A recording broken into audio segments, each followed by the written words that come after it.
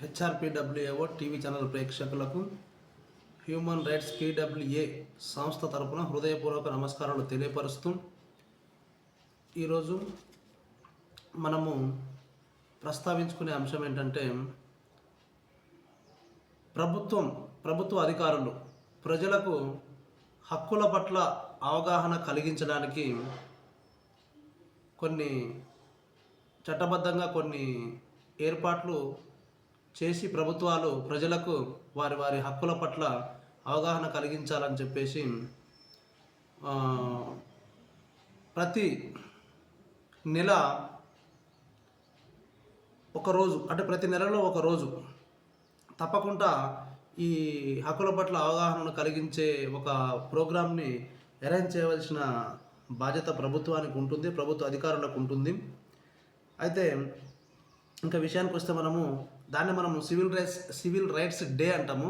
అసలు ఈ civil rights డేని ఎప్పుడు జరుపుతారు, ఎందుకు జరుపుతారు, దీన్ని జరపవలసిన బాధ్యత ఎవరికి ఉంటుంది, దీన్ని జరపడం వలన ప్రజలకు ఎలాంటి ఉపయోగాలు ఉన్నాయి అనే అంశాల గురించి మనం చర్చించే ముందు ఈ సివిల్ రైట్స్ డే గురించి మనము ఈరోజు పేపర్లో ఒక పత్రికా ప్రకటన రావడం జరిగింది. ఆ పత్రికా ప్రకటన ప్రకారము అసలు ఏందో మనం ఈ సివిల్ రైట్స్ డే అంటే ఏంది అసలు అనేది మనం చూద్దాం. ఇక్కడ క్లియర్గా ఇక్కడ పేపర్లో వచ్చిన ప్రకటన ఏంటంటే సివిల్ రైట్స్ డే ఎక్కడా క్వశ్చన్ మార్క్. ఎక్కడ అంటే అర్థమైంది, సివిల్ రైట్స్ డేను ఎక్కడ అంటే దీన్ని అధికారులు నిర్వర్తించట్లేరు అనేది క్వశ్చన్లోనే మనకు అర్థమవుతుంది. చూద్దాం. ఇక జిల్లాల్లో కానరాని పౌర హక్కుల పరిరక్షణ సదస్సులు. ఈ పౌర హక్కుల పరిరక్షణ సదస్సులని జిల్లాలో కానరాని పౌర హక్కుల సదస్సులు, మరి వాస్తవంగా ఈ పౌర హక్కుల సదస్సులను ప్రతి జిల్లాలో ఏర్పాటు చేయాలి, కానీ ఏర్పాటు చేయట్లేరు అనేది ఇక్కడ ఈ యొక్క హెడ్లైన్తో మనకు అర్థమవుతుంది. నిర్వహణలో రెవెన్యూ అధికారుల నిర్లక్ష్యం. అంటే దీని బాధ్యత ఎవరికి ఉంటుంది అనేది మనకు తెలుస్తుంది. ఇప్పుడు ఈ నిర్వహించాల్సిన బాధ్యత రెవెన్యూ అధికారులకు కూడా ఉంటుంది, వాళ్ళు దీన్ని నిర్లక్ష్యం చేస్తారు అనేది ఇక్కడ తెలుస్తుంది మనకు. నిరుపేదలకు చట్టాలపై అవగాహన కరువు. నిరుపేదలకు చట్టాలపై అవగాహన కరువు. ఈ వర్డ్ విషయానికి వస్తే మనము ఈ నిరుపేదలు ఈ చట్టాలు వాస్తవంగా ధనికులలో కూడా చాలామందికి చట్టాల గురించి అవగాహన పెద్దగా లేకపోయినప్పటికీ కూడా వారికి ఉన్నటువంటి ఆర్థిక పరిస్థితుల కారణంగా వారు మంచిగా ఫీజులు పే చేస్తూ వాళ్ళకు కావాల్సిన అడ్వకేట్లని వాళ్ళు సమకూర్చుకొని ఆ అడ్వకేట్స్ ద్వారా వాళ్ళు న్యాయం పొందడానికి ముందుకు పోవడానికి ఎన్నో ఆస్కారాలు ఉన్నాయి. కానీ ఇక నిరుపేదల విషయానికి వస్తే మరి వారికి చట్టం మీద పూర్తి అవగాహన ఉండదు. అవగాహన లేకపోవడం వల్ల వారు అడ్వకేట్ని అప్రోచ్ అయ్యి అడ్వకేట్ త్రూ వాళ్ళు పని చేయించుకోవాలన్నా కూడా అంత స్తోమత కూడా వారికి ఉండదు. ఆ స్తోమత లేకపోవడం వలన స్తోమత లేని వారికి గవర్నమెంట్ ఏ విధమైనటువంటి సదుపాయాలు కల్పిస్తుంది ఈ విషయంలో అనేది కూడా తెలుసుకునే అంత స్తోమతలో వాళ్ళు లేరు. అది అవేర్నెస్ కూడా ప్రభుత్వాలు ఈ అధికారులు చేయడంలో విఫలమవుతున్న సంగతి మనకు తెలిసిన విషయం ఇది. కాబట్టి ఇక్కడ నిరుపేదలకు చట్టాలపై అవగాహన కరువు. ఉన్నతాధికారులు ఆదేశిస్తున్నా పట్టించుకోని పరిస్థితి. ఉన్నతాధికారులు ఆదేశిస్తున్నా కూడా పట్టించుకోని పరిస్థితి కనపడుతుంది. ఏది ఈ మన పౌర హక్కుల పరిరక్షణ సదస్సులు చేయమని చెప్పి ఉన్నతాధికారులు ఆదేశిస్తున్నా కూడా కింది స్థాయి అధికారులు దీన్ని ఎవరైతే నిర్వర్తించాలో వారు పూర్తి స్థాయిలో నిర్వర్తించట్లేరు అనేది ఇక్కడ మనకు క్లియర్గా అర్థమవుతుంది. దానివల్ల ప్రజలలో అవగాహన లోపం ఏర్పడుతుంది. అవగాహన లోపం ఏర్పడడం వల్ల దేశ భవిష్యత్తుకే భంగం కలుగుతుంది. కాబట్టి ఇది సరైన పద్ధతి కాదని చెప్పి మనము తెలియపరుస్తున్నాం. ఈ విషయానికి వస్తే ఇక ప్రభుత్వ ఆదేశాల మేరకు ప్రతి నెల చివరి రోజున, అంటే ఆదివారం కాకుండా ప్రతి నెల చివరి రోజున ప్రభుత్వాల ఆదేశం మేరకు పౌర హక్కుల దినాన్ని నిర్వహించాల్సిన రెవెన్యూ అధికారులు నిర్లక్ష్యంగా వ్యవహరిస్తున్నారనే ఆరోపణలు వినిపిస్తున్నాయి. అసలు వాస్తవంగా అయితే చాలామందికి రెవెన్యూ అధికారులు ఈ యొక్క అవగాహన కార్యక్రమాన్ని ఏర్పాటు చేస్తారన్న సంగతి కూడా గ్రామ స్థాయిలో చూసినట్లయితే చాలామందికి ఈ విషయాలు తెలియదు కూడా. అలాగే జిల్లాలో కొంతకాలంగా ఎక్కడా కూడా సదస్సులు నిర్వహించడం లేదని తెలుస్తుంది. వాస్తవంగా ప్రజలకు తమ హక్కులను తెలియజేసి వారిలో ఆత్మస్థైర్యం నింపడంతో పాటు ప్రభుత్వ సంక్షేమ పథకాల్లో జరుగుతున్న అన్యాయంపై అధికారులను ప్రశ్నించేందుకు, ఇక్కడ వినండి పాయింట్, ప్రభుత్వ సంక్షేమ పథకాల్లో జరుగుతున్న అన్యాయంపై అధికారులను ప్రశ్నించేందుకు సివిల్ రైట్స్ డేను నిర్వహిస్తుంటారు. ఇప్పుడు అర్థమైందా మీకు? ఈ సివిల్ రైట్స్ డే అనే దాన్ని దేనికి నిర్వహిస్తారంటే సంక్షేమ పథకాలలో జరిగేటువంటి అన్యాయాల విషయంలో ప్రశ్నించడానికి, అధికారులను ప్రశ్నించడానికి, ఏమైనా అన్యాయాలు జరిగితే ప్రశ్నించడానికి ఈ సివిల్ రైట్స్ డేను నిర్వహిస్తుంటారని మనం తెలియపరుస్తుంది ఇక్కడ క్లియర్గా. ఈ మేరకు తహసీల్దార్లు స్థానికులతో ఏర్పాటు చేసిన సమావేశానికి సంబంధించిన ఫోటోలు, వివరాలను జిల్లా ఎస్పీ వెల్ఫేర్ డీడీకి అందజేయాలి.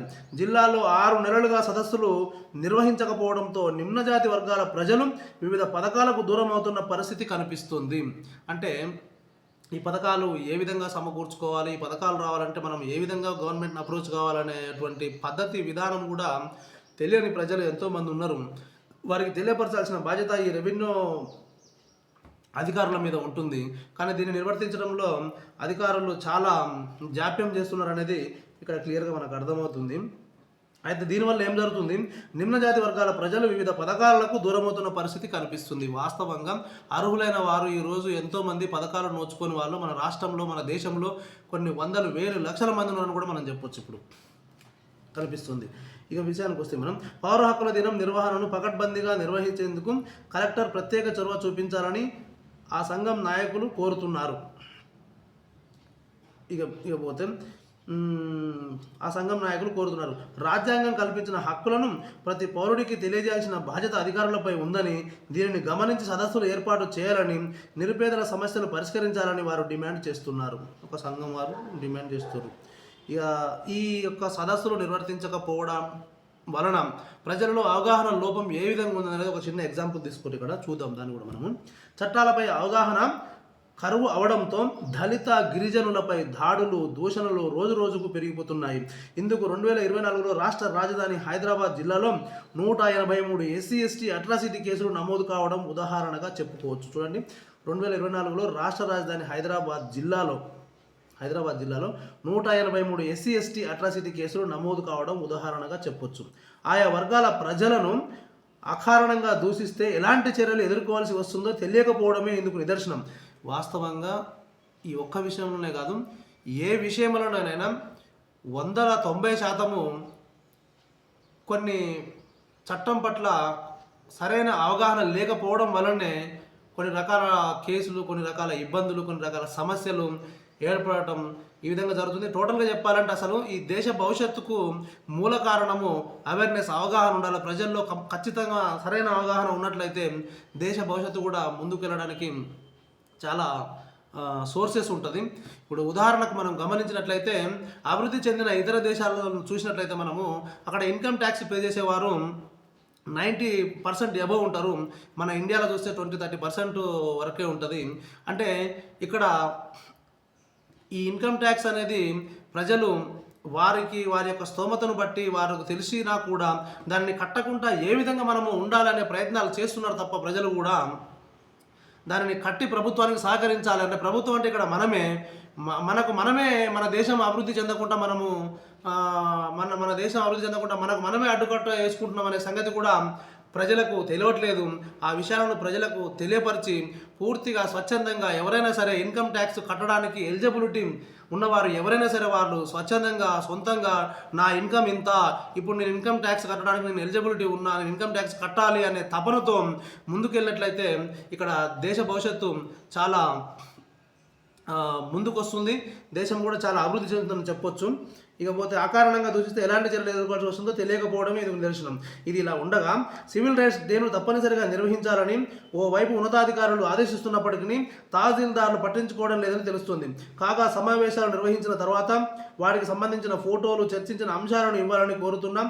ఇంతవరకు ఎవరు ఇయ్యలేదని ఓ అధికారి తెలిపారు. ఈ తెలిపిన ఓ అధికారి ఎవరో కానీ, అయ్యా నీకు మా human rights protection and welfare awareness organisation తరపున హృదయపూర్వక నమస్కారాలు, ధన్యవాదాలు తెలియపరుస్తున్నాం.